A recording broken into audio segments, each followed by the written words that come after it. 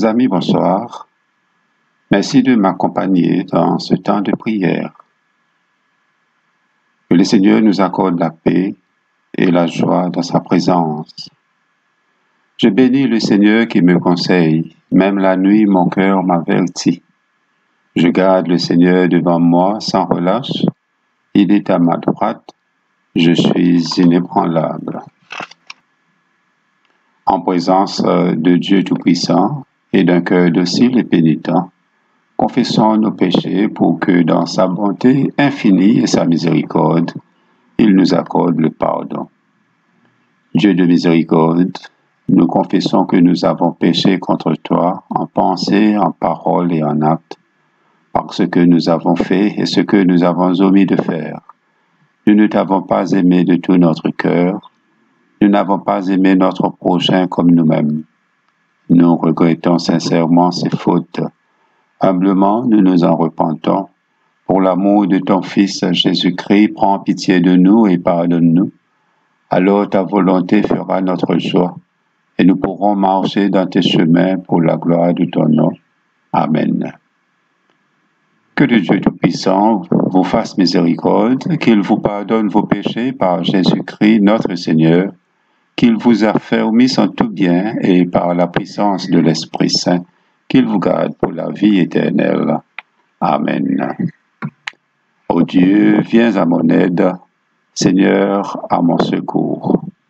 Gloire au Père et au Fils et au Saint-Esprit, au Dieu qui est, qui était et qui vient, pour les siècles des siècles.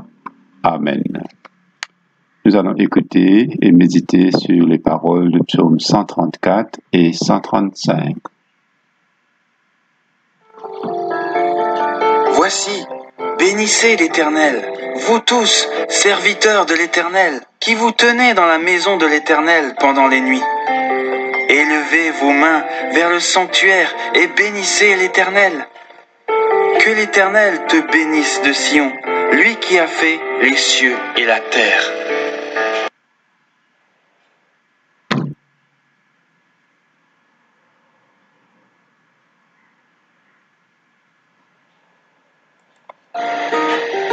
Louez l'Éternel. Louez le nom de l'Éternel. Louez-le, serviteurs de l'Éternel, qui vous tenez dans la maison de l'Éternel, dans les parvis de la maison de notre Dieu. Louez l'Éternel, car l'Éternel est bon. Psalmodiez en l'honneur de son nom, car il est favorable. Car l'Éternel s'est choisi Jacob, Israël, pour qu'il lui appartienne en propre. En effet, j'ai reconnu que l'Éternel est grand, et que notre Seigneur est au-dessus de tous les dieux. Tout ce que l'Éternel veut, il le fait, dans les cieux et sur la terre, dans les mers et dans tous les abîmes.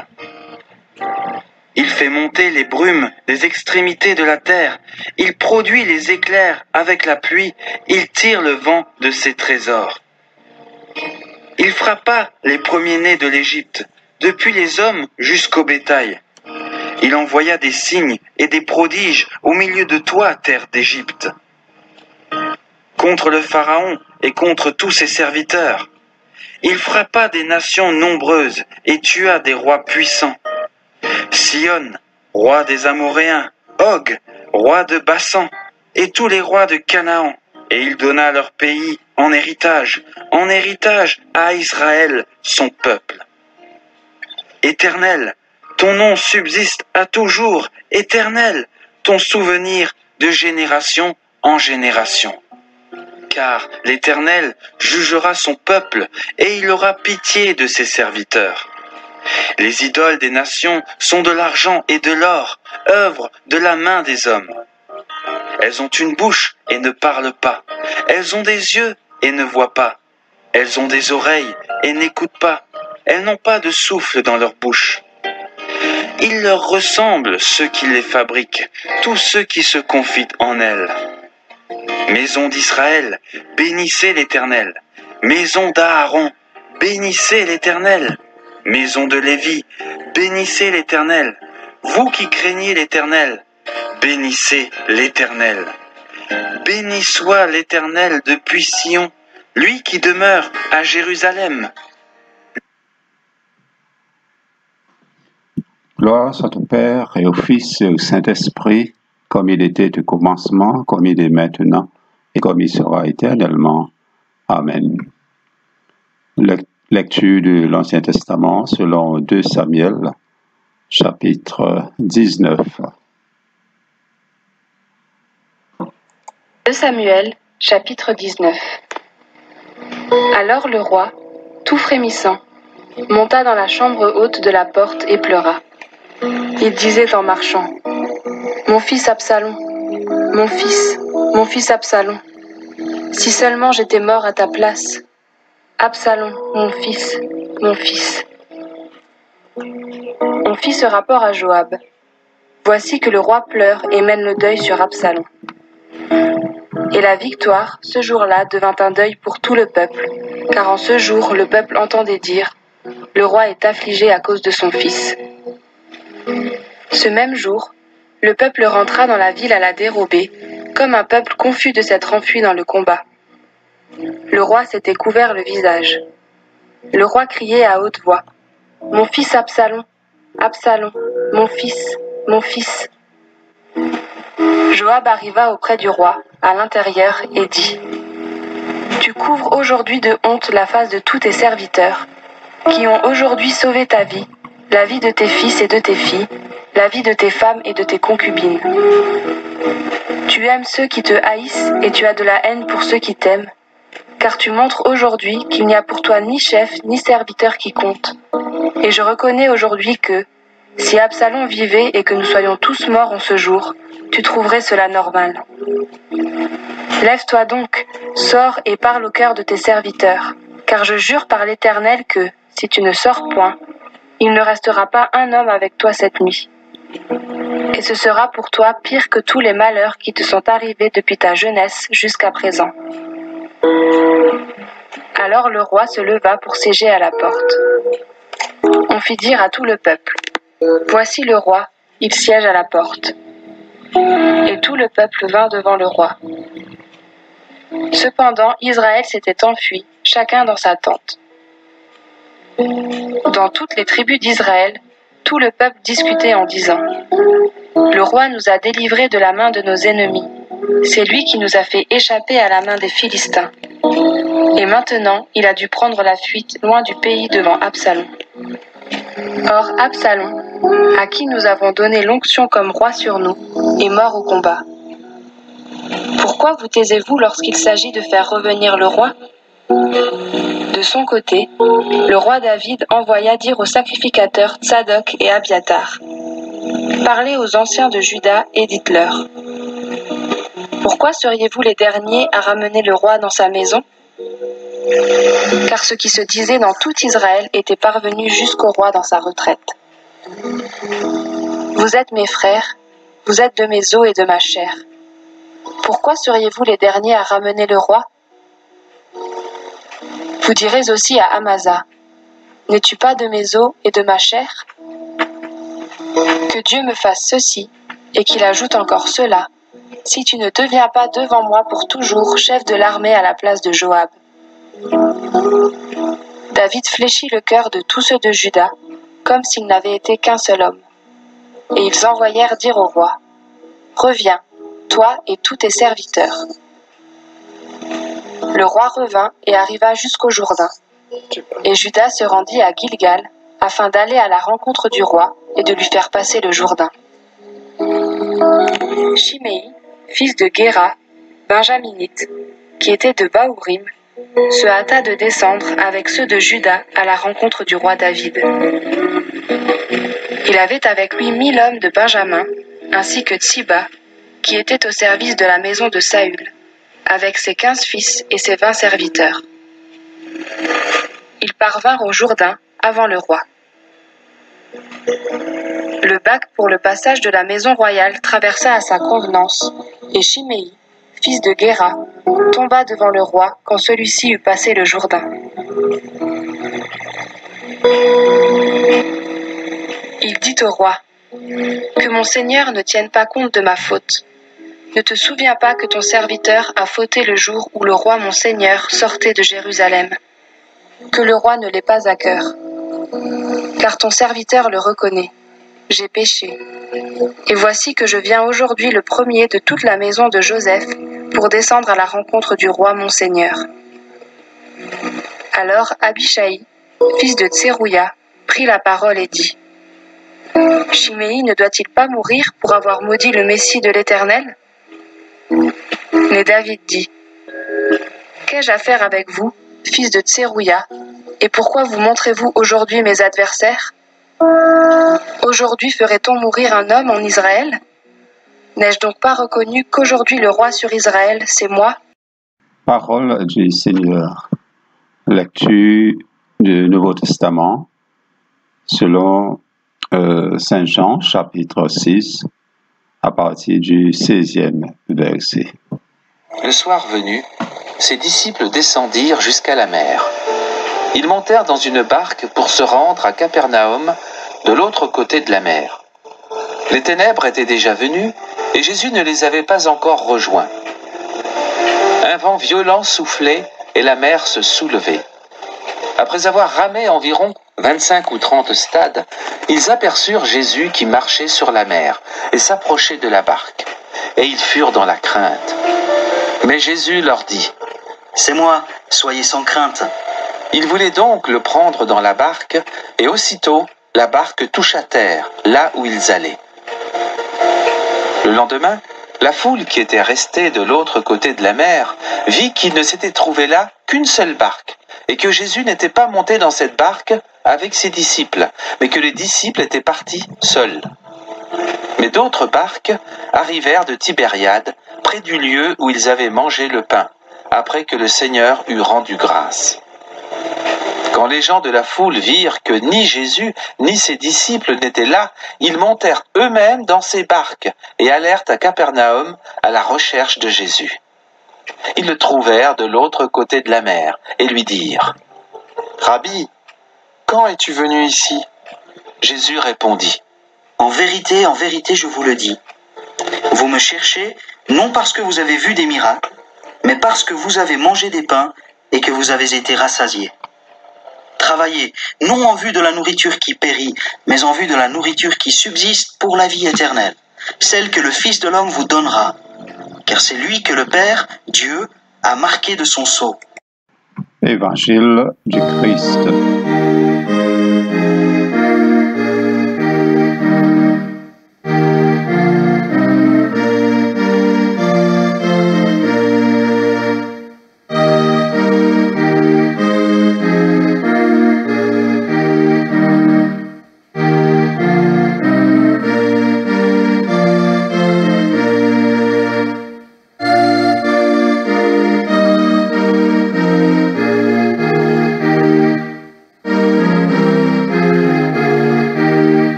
Chers amis, dimanche dernier, l'Évangile donne nous un thème très intéressant pour notre méditation.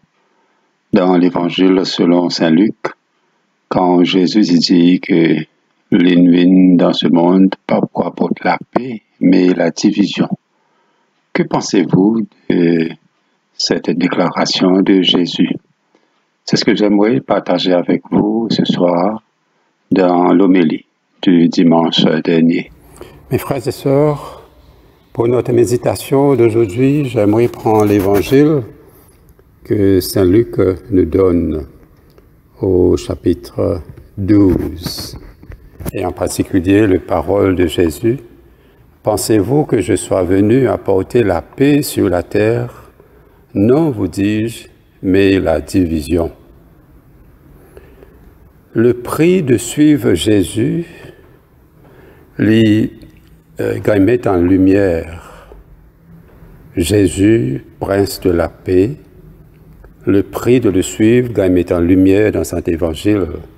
Quand Jésus dit nous, désormais, 5 dans une maison seront divisés, 3 contre 2, 2 contre 3, le père contre le fils, la fille contre la mère, la belle-mère contre la belle-fille, etc.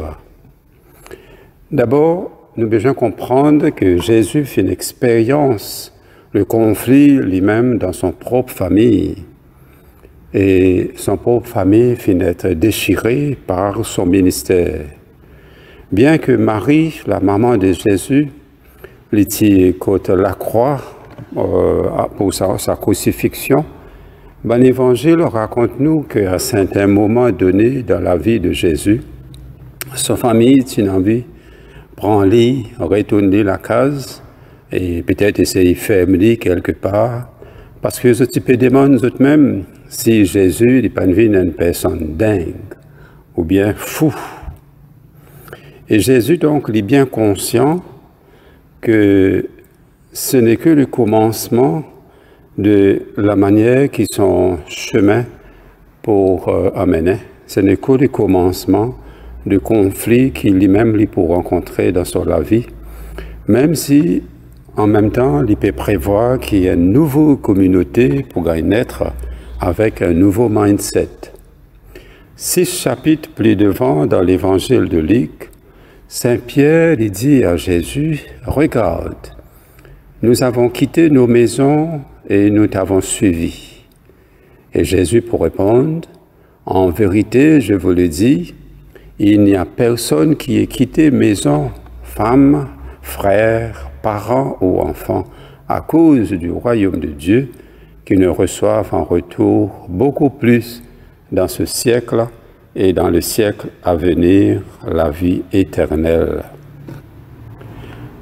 Donc, Jésus a envie que les personnes qui suivent lui comprennent non seulement la récompense de cette vie nouvelle, mais aussi le prix qu'ils ont besoin de payer.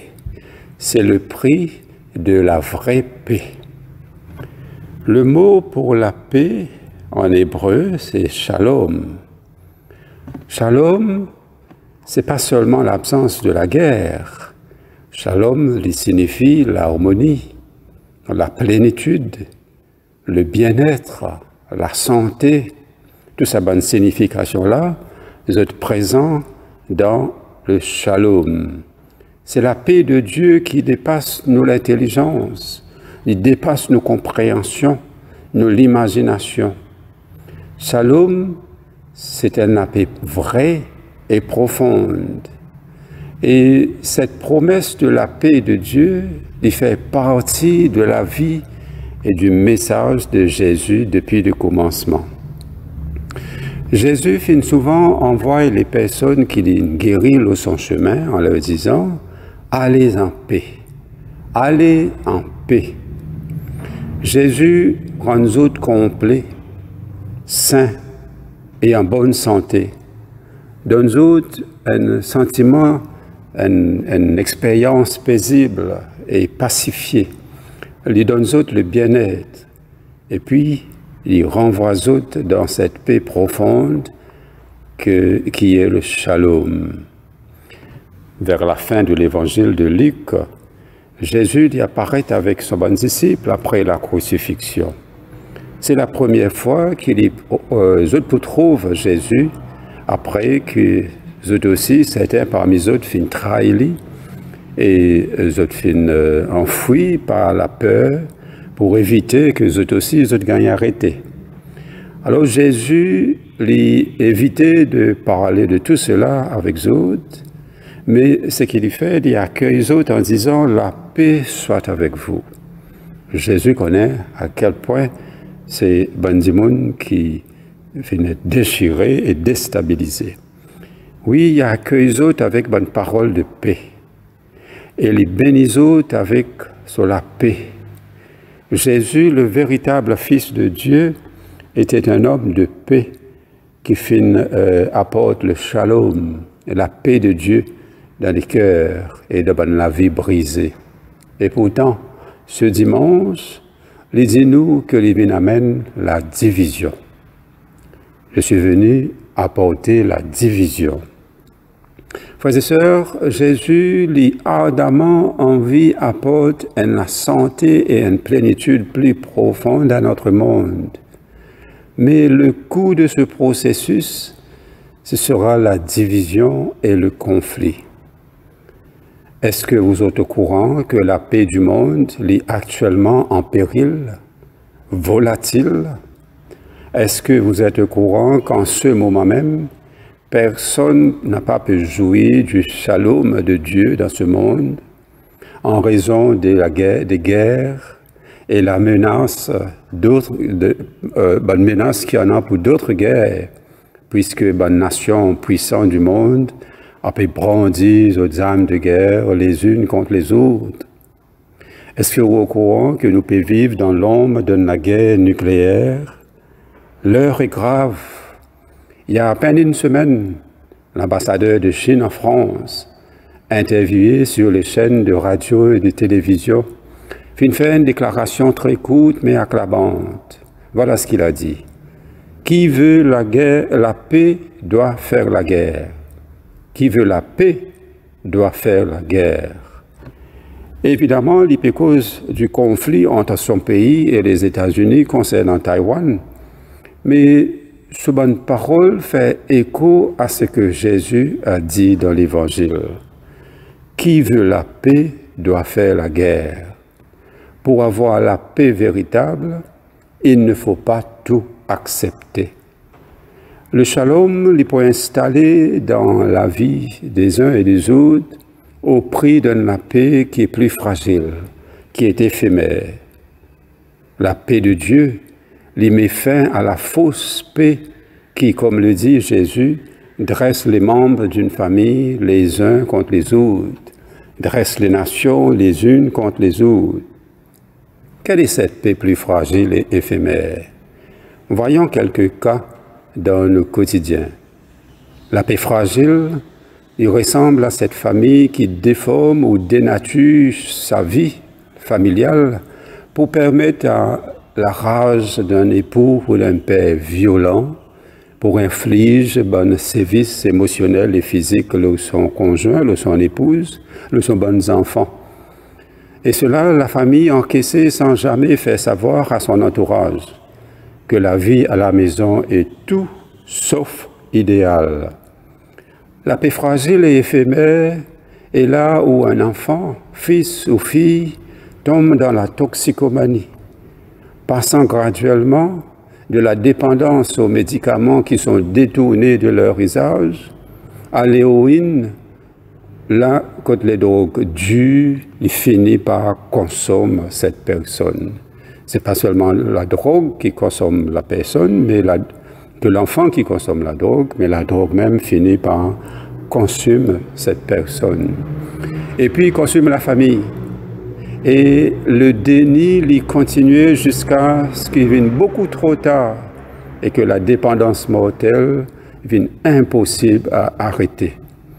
Le déni de cette réalité-là, il vient une paix fausse ou fragile. La paix éphémère se trouve chez un individu ou bien une famille qui livre les autres même à la corruption, dans l'idée que la famille ou bien l'entreprise pour prospérer et que la richesse lui peut ouvrir les portes à tous les bienfaits de la vie, souvent aux dépens des pauvres et des vulnérables. Cette prétendue paix n'allège jamais la conscience, ne console jamais le cœur, parce que l'injustice ne sourira jamais à la malhonnêteté. Cette paix fragile et illusoire, il est pour ceux qui s'adonnent aux vices, aux plaisirs mondains, à la gourmandise, etc. Parce que ils finissent tôt ou tard par compromettre la santé physique, mentale et morale, sans parler de leur assévissement au péché. Ce constat, frères et sœurs, est vrai au sein de la famille, mais le même problème est posé aussi dans la société. Malheureusement, le silence imposé par cette paix passagère lui fait qu'une catégorie de citoyens est traitée comme n'étant pas complètement humaine, mettant en évidence que tous ne partagent pas les mêmes opportunités et les mêmes droits, et cela ne coûte rien à ceux qui sont au pouvoir. Et nous encore on a un long chemin à faire avant que tous les enfants de Dieu fassent l'expérience de la plénitude et du bien-être qui sont le shalom que l'on trouve dans le règne de Dieu. Et Jésus n'a pas envie qu'une paix passagère lui prenne la place d'une paix véritable et durable, tant que la violence verbale et physique n'est pas arrêtée, et que le trafic et la consommation de la drogue n'est pas abordé avec fermeté et compassion. Comment la vraie paix est capable de régner dans la famille? Si la corruption n'est pas arrêtée, si bon vice et l'avarice, l'injustice et bon traitement inhumain n'a pas arrêté, comment la paix durable est capable de régner dans la société? Mais trop souvent, nous agrippons-nous à une paix légère et passagère comme une couverture de sécurité, plutôt que nous ayons le courage de dire la vérité dans l'amour, de fuir l'immoralité et de dénoncer l'injustice. Nous fermons la bouche, empêchant ainsi la possibilité d'une paix réelle. Jésus finit continuellement étendre sur la main aux exclus de la société dans laquelle ils vivent. Et il finit bouleverse le statu quo, et finit par être tué parce que il finit rock the boat, comme dit anglais. Et Jésus finit apporte la paix de Dieu sur la terre, une paix véritable et durable, mais le prix à payer était la division. Tout au long de l'histoire, nous avons un millier d'exemples de personnes qui finissent contentes d'une paix passagère, alors que Dieu peut appeler les autres à quelque chose de plus grand encore. Quand Jésus dit qu'il vient apporte la division, il met en évidence que le shalom de Dieu il vient mettre fin à la paix qui fausse, et par conséquent, cela est capable de provoquer le conflit entre les membres d'une même famille à cause des intérêts divers et contradictoires. Si nous prenons au sérieux le fait de vivre dans la nouvelle vie qui promet en Jésus-Christ, nos comportements pour changer aussi bien que nos latitudes au fil du temps. Accepter bon aménagement qui est offert par Jésus, il facilite notre passage vers le shalom que nous tous nous attendons. Le shalom, cette paix véritable et durable de Dieu, appelle-nous à nous opposer à l'injustice, à l'abus, à l'iniquité. Chaque fois qu'il nous préserve notre soi-disant paix aux dépens de quelqu'un ou d'un groupe, nous pouvons échanger le shalom de Dieu contre une médiocre imitation de paix. Nous besoin poser nous-mêmes quelques questions, frères et sœurs. Côté qui nous montre nous partons pour nos propres paix au prix de la paix pour quelqu'un d'autre. Que nous besoin faire pour débouter contre la paix passagère dans nos familles, dans nos communautés, dans notre monde. Quand nous déboutons contre la paix passagère, cela pour, bien sûr, amener une division dans la famille, 2 contre 3 ou une mère contre une fille, le fils contre le père, la belle-mère contre la belle-fille. Mais si nous laissons le Saint-Esprit communiquer la vérité à notre cœur, il peut conduire nous d'une paix éphémère à une paix véritable et durable. Le prix à payer, il peut élever, si élevé que sûrement beaucoup d'entre nous nous pourrons reculer et nous pouvons vivre comme des hommes et des femmes sans principe et sans loi. Nous pouvons laisser nos bonnes collègues coquins dans l'entreprise, nos bonnes camarades pour continuer à biser notre conjoint, nos bonnes frères et sœurs pour continuer à enfoncer eux-mêmes dans la drogue. Nous ne sommes pas pour capables de mettre nous à côté des personnes qui sont malmenées, de ceux qui ont droits humains viennent bafouer. Nous pouvons faire tout cela dans l'espoir de maintenir une soi-disant paix.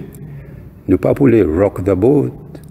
Au lieu de cela, nous sommes capables par atteindre la paix profonde que Jésus envie pour nous, pour nos familles, pour nos amis, pour nos lieux de travail et même pour notre Église. Frères et sœurs, le shalom, au fait, a été refusé par l'humanité dans son rejet du Christ. Et il y a une division nette entre ceux qui viennent recevoir le Christ et ceux qui n'ont pas fini de recevoir lui. Aujourd'hui, Jésus dit-nous que de le suivre pour apporter la division. Mais posez-vous la question, pourquoi notre foi, notre conviction chrétienne, notre mode de vie, jamais ne pas dérange les autres témoins? Ou bien, posons-nous la question dans l'autre sens. Pourquoi est-ce que beaucoup de choses qui se passent autour de nous n'a pas dérange nous dans nos convictions chrétiennes? De quelle manière et pourquoi nous continuons à retenir nous-mêmes? Comment est-ce que nous sommes capables d'être plus audacieux au lieu de rester silencieux? Le don de dire la vérité dans l'amour, capable de faire nous que du bien en apportant la paix profonde à laquelle nous tous nous aspirons. On nous rappelle qu'à la naissance de Jésus, les anges viennent annoncer paix sur la terre parmi les hommes qu'il a créés. Shalom sur la terre parmi les hommes et les femmes de bonne volonté. Est-ce de nous dont parlaient les anges? Est-ce que c'est par rapport à nous que les anges chantent ça? Laisse-moi terminer en invoquant les versets du prophète Ésaïe qui nous gagnent ce matin de la première lecture, qui montre-nous le sentiment de Dieu vis-à-vis son peuple. Mon bien-aimé avait une vigne sur un coteau fertile. Pourquoi, quand j'espérais qu'elle produirait de bons raisins, en a-t-elle produit de mauvais? La vie de l'Éternel des armées, c'est la maison d'Israël et les hommes de Juda. Aujourd'hui, on peut dire que c'est l'Église. La vie, c'est le plante qu'il chérissait. Il avait espéré de la droiture, et voici du sang versé. De la justice, et voici des cris de détresse.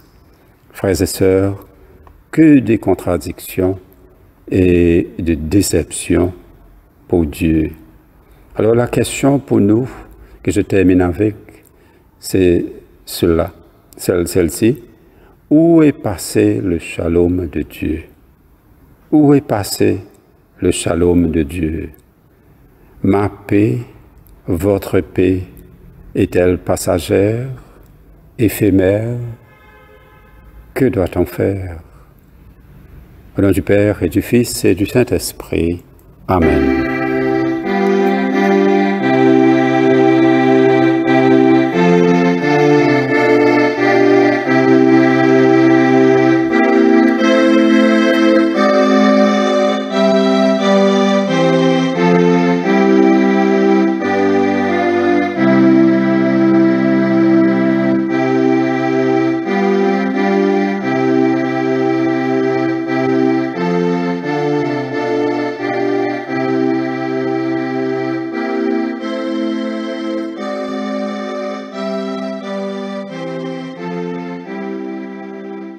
Nous disons ensemble le cantique de Siméon.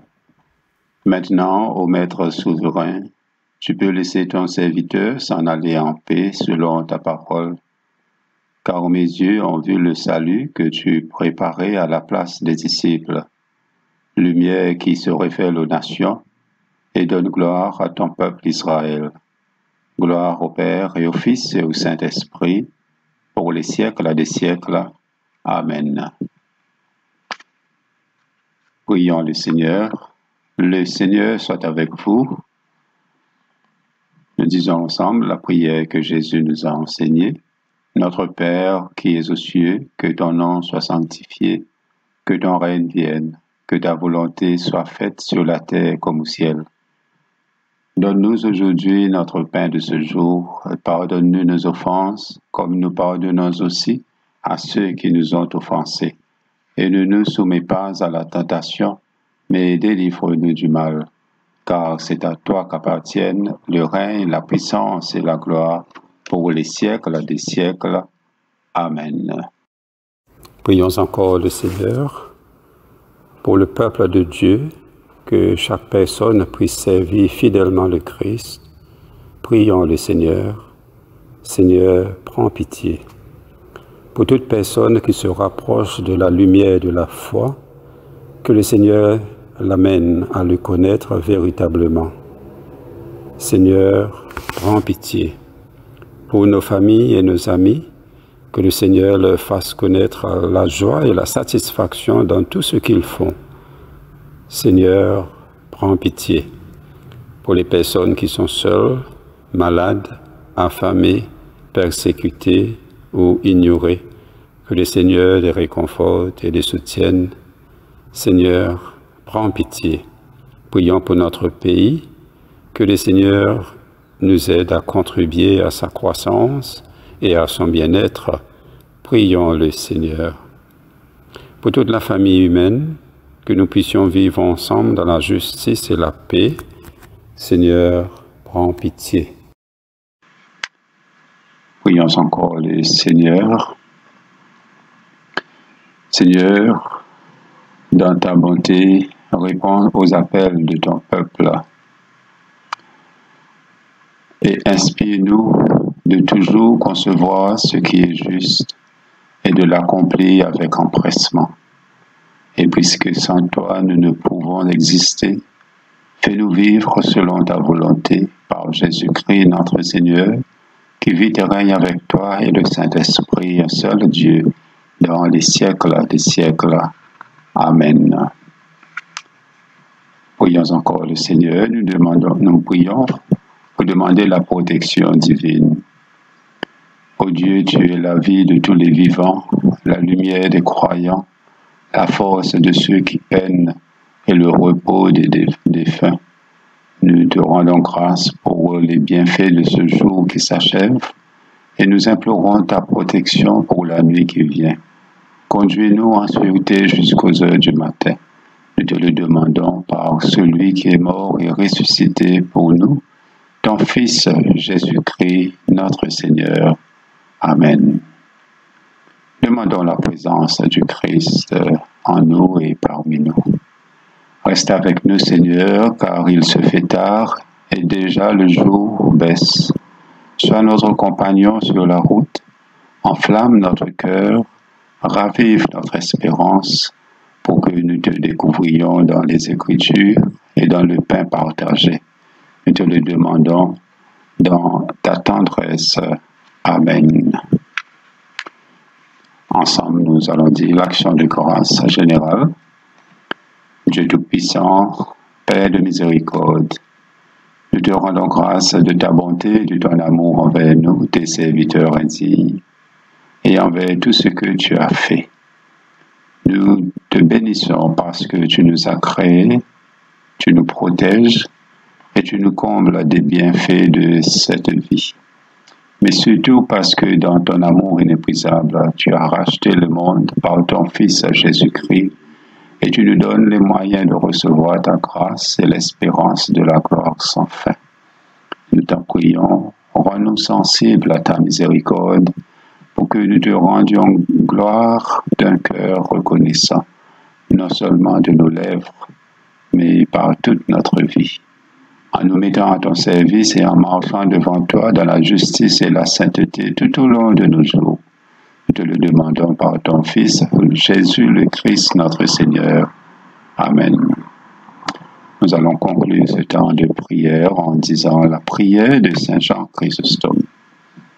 Dieu Tout-Puissant, toi qui nous as accordé la grâce de t'adresser d'un cœur unanime à notre prière commune, tu as promis par ton Fils que lorsque 2 ou 3 se réuniraient en son nom, tu serais au milieu d'eux. Console maintenant, Seigneur, nos désirs et nos vœux, selon ce qui nous est utile. Donne-nous en cette vie la connaissance de ta vérité et dans le monde à venir, la vie éternelle. Amen. Bénissons le Seigneur, nous rendons grâce à Dieu. Que le Dieu de l'espérance nous comble de joie et de paix, afin que nous débordions d'espérance par la présence de l'Esprit Saint. Merci, frères et sœurs, de votre soutien et votre présence et pour vos prières. Que le Seigneur vous garde dans son amour et qu'il vous bénisse. Au nom du Père et du Fils et du Saint-Esprit. Amen.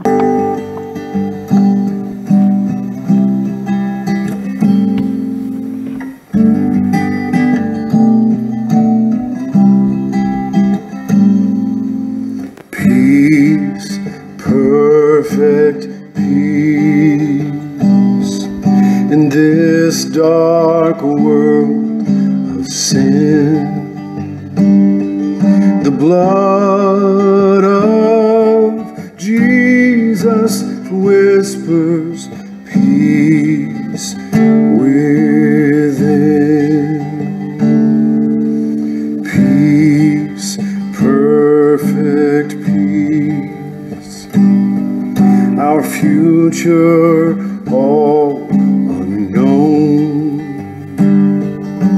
Jesus we know, and He is on the throne.